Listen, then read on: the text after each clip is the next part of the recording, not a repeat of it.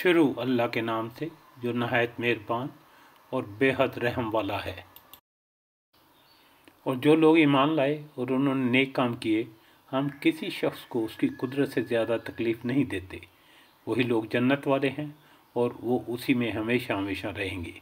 और जो कुछ इनके दिलों में कीना था, हम उसको दूर कर देंगे।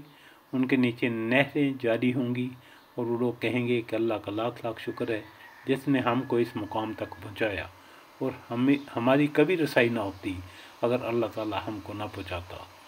वाकई हमारे रब के पैगंबर सच्ची बातें लेकर आए थे। उनसे पुकार कर कहा जाएगा कि इस जन्नत के तुम वारिस बनाए गए हो अपने अमाल के बदले। और अहले जन्नत अहले दोज़ख को पुकारेंगे कि हमसे जो हमारे रब ने वादा फरमाया था, हमने तो उसको वाक़े के मुताबिक पाया। सो तुम में से जो तुम्हारे रब ने वादा किया था, तुमने भी उसको उस वाक़े के मुताबिक पाया। वो कहेंगे कि हाँ।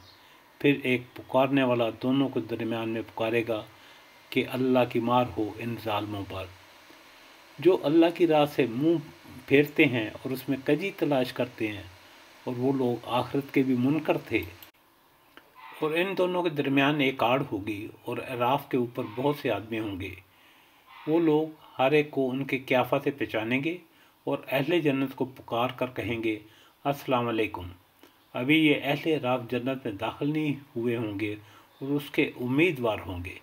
और जब उनकी निगाहें अहले दोज़ख की तरफ फिरेंगी तो कहेंगे कि ऐ हमारे रब, हमको इन जालिम लोगों के साथ शामिल ना कीजिएगा। और अहले राफ बहुत से आदमियों को जिनको उनके क्याफा से पहचानेंगे पुकारेंगे, कहेंगे कि तुम्हारी जमात और तुम्हारा अपने आप को बड़ा समझना तुम्हारा कुछ काम ना आया। क्या ये वही हैं जिनकी निस्बत तुम कसमें खा खा कर कहा करते थे कि अल्लाह ताला इन पर रहमत ना करेगा? उनको यूँ हुक्म होगा कि जाओ जन्नत में, तुम पर ना कुछ खौफ है और ना तुम मगमूम होगे।